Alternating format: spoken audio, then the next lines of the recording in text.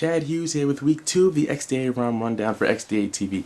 Today I'm actually going to do LiquidMetal RC 1.1, ported over to the Droid Incredible by Jermaine151 by way of Big Rush Dog, who did it for the Evo. Shout out to both of you guys. This show is going to be a little bit more short and compact because next week's show is going to be so big, huge, and extravagant with a nice special guest that all the guys are going to love. Next week's show will be longer, better, and much more detailed, I want to say. So I hope you guys enjoy this XDA ROM rundown, LiquidMetal RC 1.1, giving a little love to my Devo users, my Dink Evo users, starting now.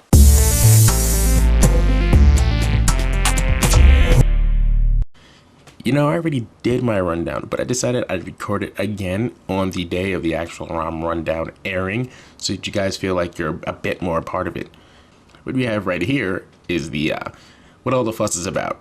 Happy Valentine's Day, by the way, but that's not the fuss. What the fuss is about is this lock screen. Now you have your widgets on your lock screen, which is awesome because widgets are something that people want to access quickly to do quick business with. Google search, you can see the weather, you can see the music here, but that's besides the point. What I'm really concerned about is the fact that you can do this.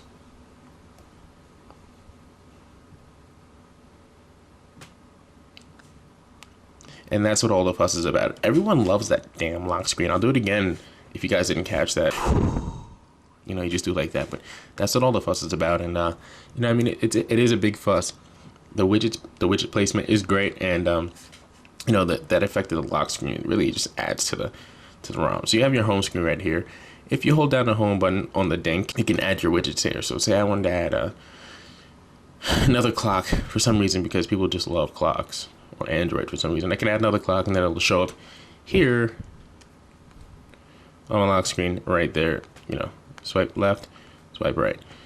Unlock that. Okay, so we're gonna get to the main features of the user interface. You have your clock right there. I haven't found a way to remove that clock. It's actually not annoying, but it's, you know, it can be obtrusive if you don't like that many clocks, because there are clocks everywhere here. Clock there, clock on the lock screen, clock left, clock right. You click here, there's a clock on the left here. There's just clocks everywhere.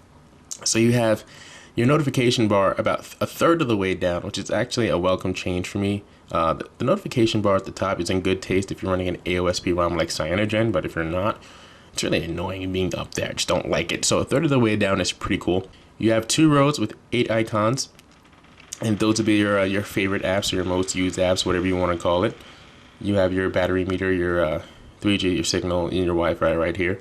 And then this little eye means you have a notification. Now, if you click that eye, you'll see your notification. Mine says, of course, that I removed my SD card, which I did. I just said screw it. So you go to your right, you have some settings, kind of like the notification power bar widget in other ROMs, but you have it here. So you have portable hotspot, GPS, Bluetooth, Wi-Fi, network, and battery. And then if you swipe the other direction, like I already showed you, you have an alarm and clock. And here, like you can see, I have new emails. I don't care if you see my email address, but I have new emails and remove my SD card, and I can clear those notifications. My removed SD card is not going to go away, but you know, I can clear those. That little eye will go away, and it's pretty again.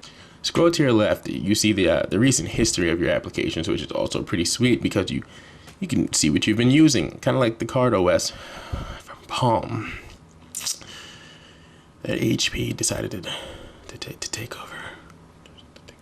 But we have the messaging here. As you can see, I deleted my messages because, you know, I send really dirty, nasty messages back and forth with Azranok, you know, through text. And what we like, though we'll promote it in our videos, we won't really show you because that's just not appropriate for our audiences. So we go to the left, we have, you know, spare parts, settings, blah, blah, blah, blah, blah. So you see my calculator, Google, right there. It's my browser, dial it right there. And, you know, it's nice to see. You can click it, you get right back to it. One thing you might notice too is when you go into an application, your notification bar goes on the bottom, turns black, and it's really nice. You know, it's a really sleek, slick looking launcher. Another part of the ROM that you can't see because my SD card isn't mounted is if you scroll to the right, you'll have all of your media, I mean videos, music, and pictures show up right there. You can just click it on the screen. You know, that's a big part of it, but you can check that out in the forum link provided below this video, and you will see what I'm talking about. Scroll up here, you still have your 2 rows with your 8 icons, then you have your 3 pages for me so far because that's all the icons I have right now. So the apps I have downloaded, but as you download more apps, you'll have more pages. It's really nice, carbon fiber background. It's pretty responsive too. You go from left to right, this side scrolling. So you go to home decor here. Home decor is a big feature with this ROM.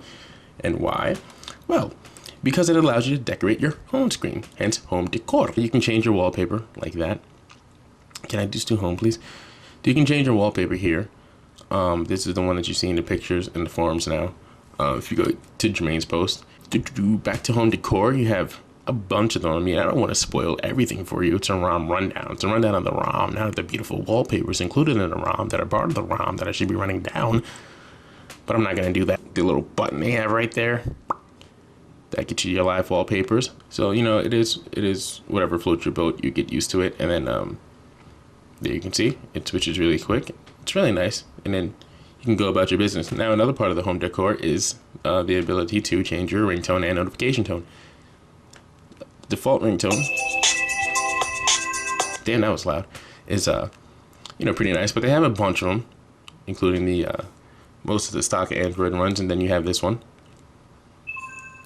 and that's your notification tone for your texts and whatnot. And then they have a bunch of them, and you know how to add your own, most likely, if you're flashing a ROM. There's no blaring features of this ROM. All the AOSP kernels work that I've tested so far, you know, the usual.